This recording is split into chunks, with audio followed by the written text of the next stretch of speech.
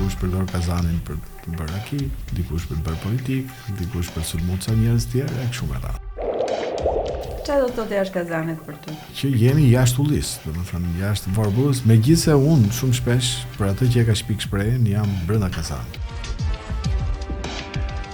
Një gazetar dje dhe një gazetar sot, kush është ndryshimi? Dikur e konsideronim internetin burim informacioni, ndërsa tani e konsiderojmë internetin më tepër burim dezinformacioni.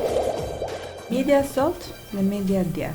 Në momentin kur pronarët vendosen të bëhen editor, media ka pësuar një krizë të madhe besueshmërie. Në momentin që ti merr pagesën dhe ndërpret investigimin, atëherë ti humbet besueshmërinë dhe kur do të vësh gjobën e dytë s'ke më sukses. Një qytetar i thjesht kë duhet ndjekë dhe si duhet informohet. Nuk është më media me rol edukativ që edukon të shije, tani janë qytetarët që mundohen të edukojnë median. Ne e dim kush do fitoj, ne e dim kush do humbi, ne e dim edhe çfarë do ndodhi mbasi do humbi.